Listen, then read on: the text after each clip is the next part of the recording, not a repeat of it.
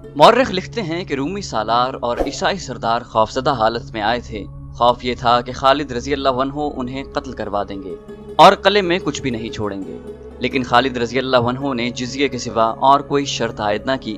اب رومی اور عیسائی خوفزدہ نہیں بلکہ حیرت زدہ تھے۔ انہیں یقین نہیں آ رہا تھا کہ کوئی فاتح مفتو کے ساتھ اتنی فیاضی سے پیش آ سکتا ہے۔ ان لوگوں پر کرم یہ کیا گیا کہ صرف فوج کو وہاں سے نکالا گیا، باقی تمام آبادی امن و امان میں وہاں موجود رہی۔ خالد رضی اللہ عنہ کو وہاں سے مقامی گائیڈ مل گئے تھے۔ ارک سے آگے دو مقامات سخنا اور قدمہ تھے۔ خالد رضی اللہ عنہ نے ارک پر قبضہ کر لیا تھا، لیکن اپنے لشکر کو قصبے کے باہر خیمہ زن کیا۔ رات کو خالد رضی اللہ عنہ نے اپنے سالاروں کے ساتھ بڑے جذباتی انداز سے اللہ کا شکر ادا کیا۔ شام کے پہلے ہی قلعہ دار نے ہتھیار ڈال دیے تھے۔ مورخ لکھتے ہیں کہ شام کی سرحد سے قریب پہنچ کر خالد رضی اللہ عنہ کی چال ڈھال میں تبدیلی سی آ گئی تھی۔ وہ سرخ رنگ کا امامہ سر پر رکھتے تھے۔ مسلمہ کذاب کی تلوار ان کے پاس رہتی تھی۔ رسول اکرم صلی اللہ علیہ وآلہ وسلم کا دیا ہوا مقدس پرچم ان کے خیمے میں لگا رہتا، اور خالد رضی اللہ عنہ کو اکثر دیکھا گیا کہ اس مقدس پرچم پر نظریں گاڑے کھڑے ہیں۔ کوچ اور پیش قدمی کے دوران بھی وہ اس پرچم عقاب کو دیکھتے تو ان کی نظریں کچھ دیر پرچم پر جمی رہتی تھیں۔ انہیں شاید یہ احساس پریشان کر رہا تھا کہ وہ وطن سے بہت دور ایک طاقتور ملک کو فتح کرنے آ گئے ہیں، لیکن ان کی باتوں اور مسکراہٹوں میں حوصلہ مندی صاف نظر آتی تھی۔ رات کو خالد رضی اللہ عنہ نے اپنے سالاروں کو بلایا۔ بے شک اللہ غفور الرحیم ہے، خالد رضی اللہ عنہ نے کہا۔ فتح اور شکست اسی کے ہاتھ میں ہے۔ ہم لڑتے ہیں تو اللہ کے نام پر ہی لڑتے ہیں، جانے دیں گے تو اسی کے نام پر دیں گے۔ میرے دوستو، کیسے شکر بجا لاؤ گے رب کریم کا، جس نے تمہارے نام کا خوف تمہارے قدم جہاں پڑنے سے پہلے ہی دشمنان اسلام کے دلوں پر طاری کر دیا تھا۔ کیسے احسان چکاؤ گے اپنے اللہ کا، جس نے پہلا ہی قلعہ کسی جانی نقصان کے بغیر تمہاری جھولی میں ڈال دیا ہے۔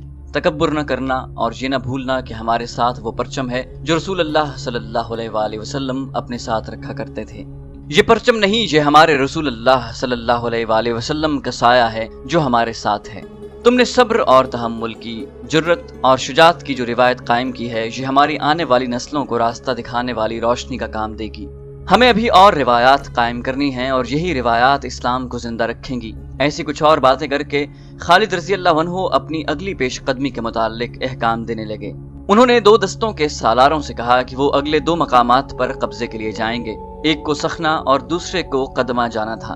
خالد رضی اللہ عنہ نے انہیں کہا کہ انہیں ایک ایک دستے سے ان دو بستیوں کو لینا ہے۔ جاسوسوں کی اطلاع کے مطابق یہ دونوں بستیاں چھوٹے چھوٹے قلعوں یا قلعہ نما حویلیوں کا مجموعہ تھیں۔ ارک کی فتح دونوں بستیوں کی فتح کو مشکل بنا چکی تھی۔ خالد رضی اللہ عنہ نے سالاروں سے کہا، ارک کے شکست خوردہ آدمی وہاں پہنچ چکے ہوں گے۔ عیسائی اور رومی ارک کی شکست کا انتقام ضرور لیں گے۔ تمہیں بڑے سخت مقابلے کا سامنا ہوگا، پسپا نہ ہونا، میں کمک تیار رکھوں گا۔ اللہ نے ہمیں یہ اڈا دے دیا ہے، میں تمہاری مدد کو پہنچوں گا، اللہ تمہارے ساتھ ہے۔ خالد رضی اللہ عنہ نے سالار ابو عبیدہ رضی اللہ عنہ کے نام ایک پیغام لکھوایا اور ایک قاصد کو دے کر کہا کہ فجر کی نماز کے فوراً بعد وہ روانہ ہو جائے اور یہ پیغام ابو عبیدہ کو دے آئے۔ ابو عبیدہ ان 28,000 مجاہدین کے ایک حصے کے سالار تھے جو امیر المومنین ابو بکر رضی اللہ عنہ نے مدینہ سے تیار کرا کے شام کی فتح کے لیے روانہ کیا تھا۔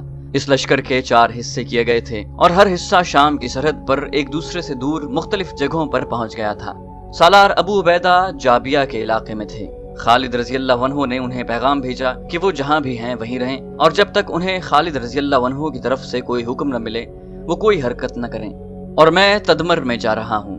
خالد رضی اللہ عنہ نے اپنے سالاروں کو بتایا، تدمر باقاعدہ قلعہ ہے، اسے سر کرنا آسان نہیں ہوگا، اس لیے اسے میں نے اپنے ذمے لے لیا ہے۔ میرے رفیقو، معلوم نہیں ہم ایک دوسرے کو زندہ مل سکیں گے یا نہیں۔ یہ خیال رکھنا کہ ہم اللہ کے حضور اکٹھے ہوں گے تو نہ اللہ کے آگے شرمسار ہوں نہ ایک دوسرے کے آگے۔ خالد رضی اللہ عنہ کے ساتھ مجاہدین کا جو لشکر تھا اس کی تعداد 9,000 پوری نہیں تھی۔ اسے بھی خالد رضی اللہ عنہ نے 3 حصوں میں تقسیم کر دیا، ہر حصے کو ایک ایک مقام فتح کرنا تھا۔ خالد رضی اللہ عنہ نے بہت بڑا خطرہ مول لیا تھا، لیکن انہیں اللہ کی ذات پر اتنا بھروسہ تھا کہ انہوں نے اتنا بڑا خطرہ مول لے لیا۔ صبح ہوتے ہی خالد رضی اللہ عنہ تدمر کی طرف کوچ کر گئے اور 2 سالار اپنے اپنے دستوں کو لے کر سخنا اور قدمہ کو روانہ ہو گئے۔ خالد رضی اللہ عنہ نے جاتے ہی تدمر کے قلعے کا محاصرہ کر لیا، اس میں بھی عیسائیوں کی فوج تھی۔ خالد رضی اللہ عنہ نے نعروں کے ساتھ قلعے کے دروازوں پر ہلے بولے اور بار بار اعلان کرایا کہ قلعہ ان کے حوالے کر دیا جائے۔ یہ دیکھا گیا کہ قلعے کے دفاع میں لڑنے والوں میں کوئی جوش و خروش نہیں تھا۔ زیادہ وقت نہیں گزرا تھا کہ قلعے کا دروازہ کھلا اور عیسائی سردار باہر آ گئے۔ انہوں نے خالد رضی اللہ عنہ سے پوچھا کہ وہ کن شرائط پر صلح کرنا چاہتے ہیں۔ جزیہ ادا کرو، خالد رضی اللہ عنہ نے کہا، اور یہ معاہدہ کہ جہاں سے مسلمانوں کا جو بھی لشکر یا دستہ گزرے گا اسے کھانے پینے کا سامان تم مہیا کرو گے، اور قلعے میں رکنا ہوا تو تم اسے جگہ دو گے۔ ایک عیسائی سردار نے پوچھا، تمہاری فوج لوٹ مار تو نہیں کرے گی؟ خالد رضی اللہ عنہ نے کہا، جزیے کے عوض تمہاری عزت اور تمہاری جانوں اور اموال کی حفاظت ہماری ذمہ داری ہوگی۔ کسی اور نے تم پر حملہ کیا تو مسلمان تمہاری مدد کو پہنچیں گے اور تم رومی اور غسانیوں کا ساتھ نہیں دو گے۔ ایک سردار نے کہا، ابن ولید، ہم نے جیسا سنا تھا تجھے ویسا ہی پایا، اب تو ہمیں اپنا دوست پائے گا۔ عیسائیوں کے سب سے بڑے سردار نے اعلیٰ نسل کا ایک گھوڑا خالد رضی اللہ عنہ کو پیش کیا۔ یہ بڑا قیمتی گھوڑا تھا۔ یہ دوسرا قلعہ تھا جو خالد رضی اللہ عنہ کے قدموں میں آن پڑا اور خالد رضی اللہ عنہ اللہ کے حضور سجدے میں گر پڑے۔ ادھر سخنہ اور قدمہ میں ایک جیسا ہی معجزہ ہوا۔ دونوں دستوں کے سالاروں پر ہیجانی کیفیت طاری تھی۔ ایک خطرہ یہ تھا کہ وہ دشمن ملک کے زیادہ اندر یعنی گہرائی میں جا رہے ہیں، دوسرے یہ کہ عرق سے فوجی چلے گئے تھے۔ ان کا ان قصبوں میں ہونا وہاں کے لوگوں کو ساتھ ملا کر مقابلے میں آنا لازمی تھا، اور سب سے بڑا خطرہ تو یہ تھا کہ دونوں سالاروں کے پاس صرف ایک ایک دستہ تھا۔ دونوں دستے تقریباً ایک ہی وقت اپنے اپنے ہدف پر پہنچے۔ دونوں سالاروں نے اپنے اپنے طور پر یہ طے کر لیا تھا کہ ان کا مقابلہ اگر زیادہ تعداد سے ہو گیا تو وہ جم کر نہیں لڑیں گے بلکہ گھوم پھر کر اور دشمن کو بکھیر کر لڑیں گے۔ انہوں نے یہ بھی سوچ لیا تھا کہ خالد رضی اللہ عنہ سے مدد نہیں مانگیں گے، کیونکہ خالد رضی اللہ عنہ ایک قلعے پر حملہ کرنے گئے تھے۔ ایمان کے جذبے کی یہ انتہا تھی کہ وہ اتنی قلیل تعداد میں کہاں جا پہنچے تھے۔ انہوں نے اپنی جانیں اور اپنے اموال اللہ کے سپرد کر دیے تھے۔ وہ اپنی بیویوں اور اپنے ماں باپ اور اپنے بہن بھائیوں کو فراموش کیے ہوئے تھے۔ ان پر یہ نشہ طاری تھا کہ کفر کے فتنے کو ختم کر کے اللہ کے پیغام کو زمین کے دوسرے سرے تک پہنچانا ہے۔ ان کے دلوں میں اللہ کا نام اور رسول اللہ صلی اللہ علیہ وآلہ وسلم کا عشق تھا، اور ان کے ذہنوں میں کوئی وہم اور کوئی شک نہ تھا۔ جہاد ان کی عبادت تھی اور وہ اللہ ہی سے مدد مانگتے تھے۔ ایک سالار سخنہ کے قریب اور دوسرا قدمہ کے قریب پہنچا تو دونوں جگہوں پر ایک ہی جیسا منظر دیکھنے میں آیا۔ وہاں کے لوگ باہر نکلے اور ان کی تعداد بڑھتی گئی۔ سالاروں نے اپنے اپنے دستے کو پھیلا دیا۔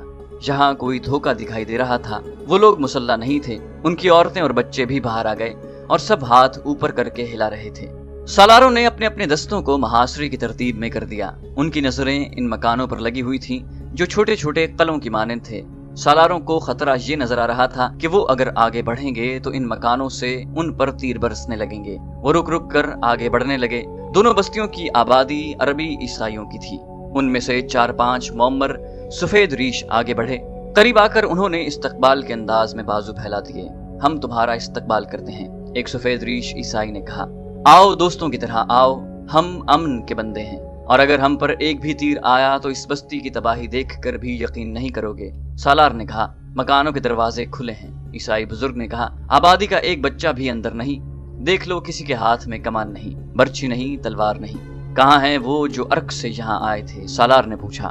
ایک معمر عیسائی نے کہا، کچھ ہیں، کچھ چلے گئے ہیں۔ انہوں نے ہی ہمیں بتایا ہے کہ تمہاری فوج لوٹ مار نہیں کرتی، نہتوں اور بے کسوں پر ہاتھ نہیں اٹھاتی، اور تم ایسی شرطوں پر دوستی قبول کر لیتے ہو جو کسی پر بار نہیں ہوتی۔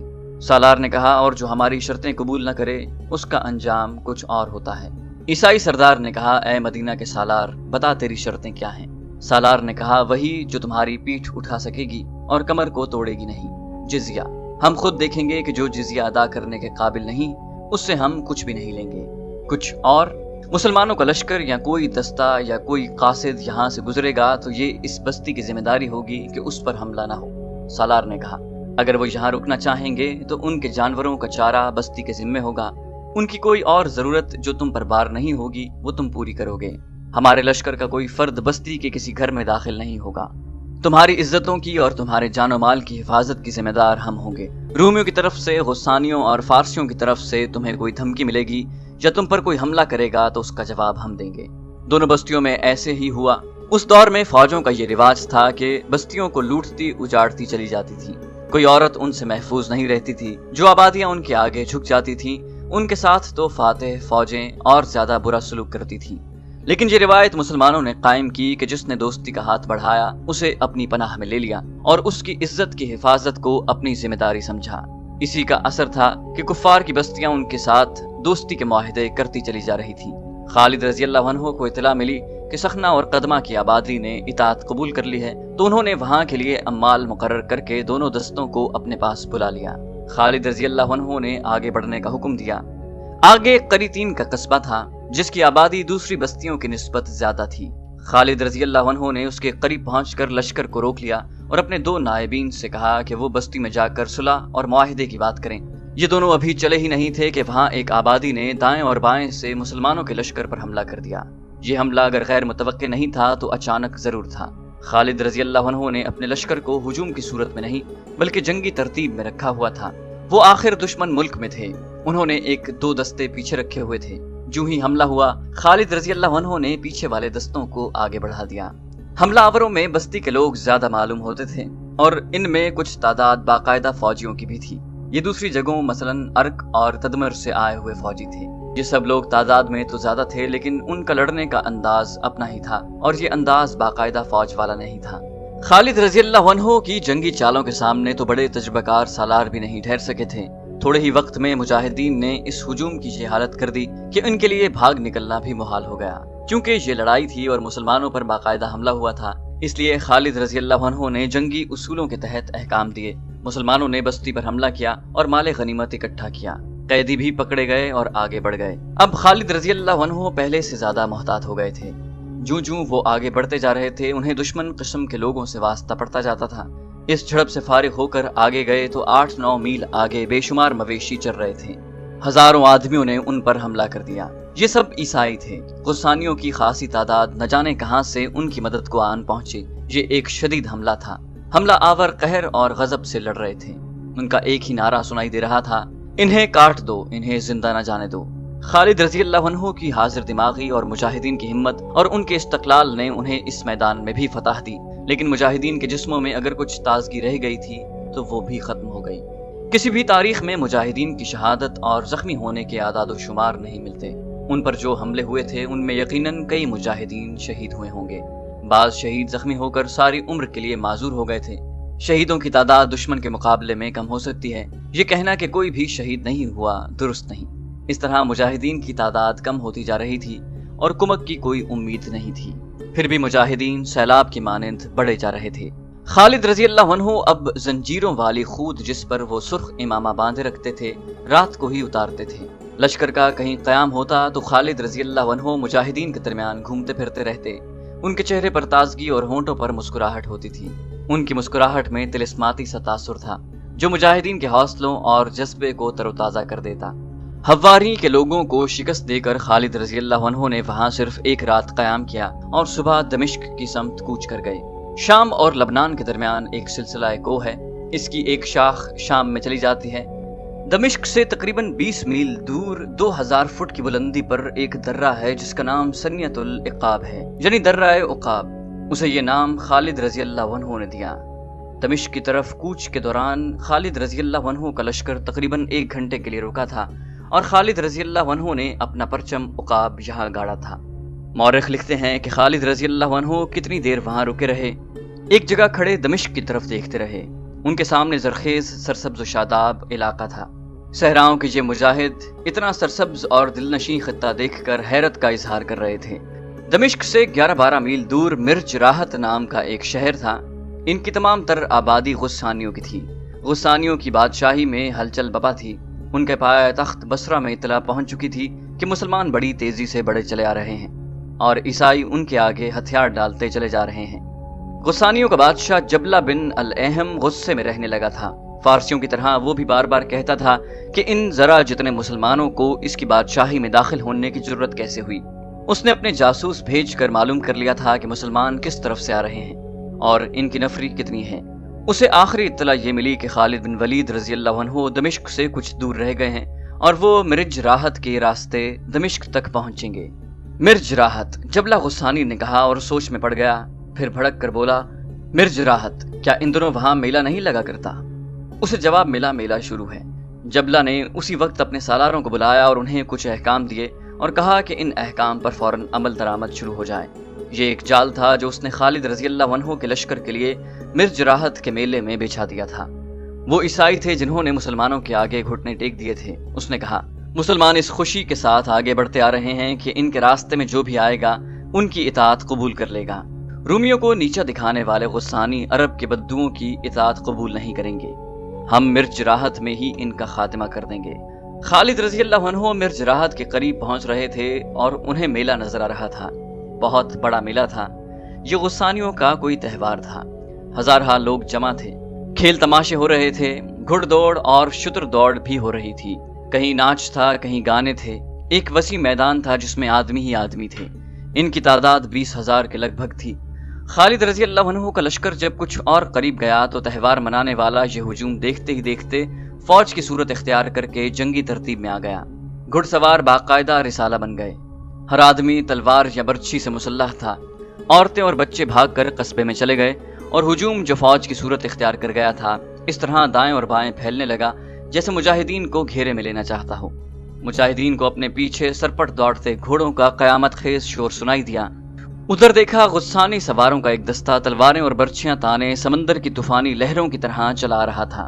یہ تھا وہ جال جو جبلہ بن الاحم نے خالد رضی اللہ عنہ کے لیے بچھایا تھا۔ ممکن نظر نہیں آتا تھا کہ خالد رضی اللہ عنہ اپنے لشکر کو اس جال سے نکال سکیں گے۔ مجاہدین کی تعداد 9,000 بھی نہیں رہ گئی تھی اور جس دشمن نے انہیں اپنے جال میں لے لیا تھا اس کی تعداد 3 گنا تھی۔ مجاہدین تھکے ہوئے بھی تھے۔ 5 روزہ صحرائی سفر کے بعد وہ مسلسل پیش قدمی اور مار کا آرائی کرتے چلے آ رہے تھے۔ غسانیوں کے بادشاہ جبلہ نے ٹھیک سوچا تھا کہ مسلمان کوچ کی ترتیب میں آ رہے ہوں گے اور انہیں جنگی ترتیب میں آتے کچھ وقت لگے گا اور ان پر حملہ اس طرح ہوگا کہ انہیں سنبھلنے کا موقع نہیں ملے گا۔ انہوں نے مسلمانوں کی قلیل تعداد کو بھی پیش نظر رکھا تھا اور یہ کہ مسلمان میلے کو بے ضرر لوگوں کا میلہ ہی سمجھیں گے۔ غسانیوں کو معلوم نہیں تھا کہ خالد رضی اللہ عنہ میلے پر نہیں آئے تھے۔ وہ تجربہ کار سالار تھے۔ انہیں اچانک حملوں کا تجربہ ہو چکا تھا۔ انہیں احساس تھا کہ جوں جوں وہ دشمن ملک کے اندر ہی اندر جا رہے ہیں حملوں اور چھاپوں کا خطرہ بڑھتا ہی جا رہا تھا۔ چنانچہ وہ لشکر کو ایسی ترتیب میں رکھتے تھے کہ اچانک اور غیر متوقع حملے کا فوراً مقابلہ کیا جائے۔ ان کے عقب سے غسانیوں کے جو سوار طوفانی موجوں کی طرح آ رہے تھے وہی مسلمانوں کو کچلنے کے لیے کافی تھے۔ خالد رضی اللہ عنہ کی توجہ اس رسالے پر تھی اور وہ مطمئن تھے۔ مجاہدین ایک مشین کی طرح اس صورتحال سے نمٹنے کی ترتیب میں آ گئے۔ خالد رضی اللہ عنہ نے خود نعرہ تکبیر بلند کیا جس کا مجاہدین نے رعد کی کڑک کی طرح جواب دیا۔ اس کے ساتھ ہی انہوں نے بلند آواز سے کچھ احکام دیے۔ خدا کی قسم ہم انہیں سنبھال لیں گے۔ خالد رضی اللہ عنہ نے بلند آواز سے کہا، اللہ کے نام پر، محمد الرسول اللہ صلی اللہ علیہ وآلہ وسلم کے نام پر۔ غسانیوں کا رسالہ بڑی تیزی سے قریب آ رہا تھا۔ اس کے پیچھے اور کچھ دائیں سے ایک اور رسالہ نکلا۔ سینکڑوں گھوڑے انتہائی رفتار سے دوڑے آ رہے تھے۔ ان کا رخ غسانی سواروں کی طرف تھا۔ پیچھے دیکھو، کسی غسانی سوار نے چلا کر کہا، یہ مسلمان سوار معلوم ہوتے ہیں۔ پیچھے سے آنے والے سوار مسلمان ہی تھے۔ یہ مجاہدین کے لشکر کا عقبی حصہ تھا۔ ان سواروں نے غسانی سواروں کو آن لیا۔ غسانی سوار اس حملے کے لیے تیار نہیں تھے۔ ان کا حلہ بے ترتیب ہوتے ہوتے رک گیا۔ ادھر سے خالد رضی اللہ عنہ نے اپنے سوار دستے کو تیز حملے کا حکم دے دیا۔ غسانی سوار گھیرے میں آ کر سکڑنے لگے۔ پھر وہ اتنے سکڑ گئے کہ ان کے گھوڑوں کو ایک قدم بھی دائیں بائیں اور آگے پیچھے ہلنے کی جگہ نہ ملتی تھی۔ ان کے ساتھ ہی خالد رضی اللہ عنہ نے شتر سوار تیر اندازوں کو میلے والے لشکر پر تیر برسانے کا حکم دے دیا اور دوسرے دستوں کو دشمن کے پہلوؤں پر حملے کے لیے بھیج دیا۔ انہوں نے اپنے دستے کے سامنے سے حملہ کیا۔ یہ عقل اور جذبے کی لڑائی تھی۔ غسانی پیادوں کو اپنے گھڑ سواروں پر بھروسہ تھا جو اب مجاہدین کی تلواروں سے کٹ رہے تھے یا مارکے سے نکل کر بھاگ رہے تھے۔ خالد رضی اللہ عنہ کی کوشش یہ تھی کہ دشمن کے لشکر کے عقب میں چلے جائیں تاکہ دشمن شہر میں نہ جا سکے۔ خالد رضی اللہ عنہ کے حکم سے غسانیوں کے خیموں کو آگ لگا دی گئی۔ یہ خیمے میلے کے لیے لگے ہوئے تھے۔ شعلوں نے غسانیوں پر خوف طاری کر دیا۔ ان کے حوصلے تو یہی دیکھ کر ٹوٹ گئے تھے کہ انہوں نے جو جال بچھایا تھا وہ بری طرح ناکام ہو گیا تھا۔ غسانیوں کے پاؤں اکھڑنے لگے۔ ان کا جانی نقصان اتنا زیادہ ہو رہا تھا کہ خون دیکھ کر وہ گھبرا گئے۔ آخر وہ بھاگنے لگے۔ خالد رضی اللہ عنہ بار بار اعلان کرا رہے تھے کہ اپنے شہر کو تباہی سے بچانا چاہتے ہو تو باہر رہو۔ شام تک خالد رضی اللہ عنہ اس شہر سے مال غنیمت اور بہت سے قیدی اکٹھے کر چکے تھے۔ شہر میں ان عورتوں کے بین سنائی دے رہے تھے جن کے خاوند، باپ، بھائی اور بیٹے مارے گئے تھے۔ خالد رضی اللہ عنہ نے رات کو ابو عبیدہ رضی اللہ عنہ کے نام ایک پیغام بھیجا کہ وہ خالد رضی اللہ عنہ کو بصرہ کے قرب و جوار میں ملیں۔ بصرہ غسانی حکومت کا پایہ تخت تھا۔ غسانی اور رومی مل کر بصرہ کے دفاع کا انتظام کر رہے تھے۔ مجاہدین کا بڑا ہی سخت امتحان ابھی باقی تھا۔ تو دوستو یہ تھی ہماری آج کی ایپیسوڈ. امید کرتے ہیں آپ کو ہماری ایپیسوڈ پسند آئی ہوگی. جانے سے پہلے اس ویڈیو کو لائک، شیئر اور کامنٹ کرنا مت بھولیے. اور اگر آپ ہمارے چینل پر نئے ہیں تو اسے سبسکرائب کیجئے اور بیل آئیکن پر کلک کیجئے تاکہ آپ کو تمام ویڈیوز فوراً ملتی رہیں. اگلی ویڈیو تک کے لیے اپنا خیال رکھیے. اللہ حافظ.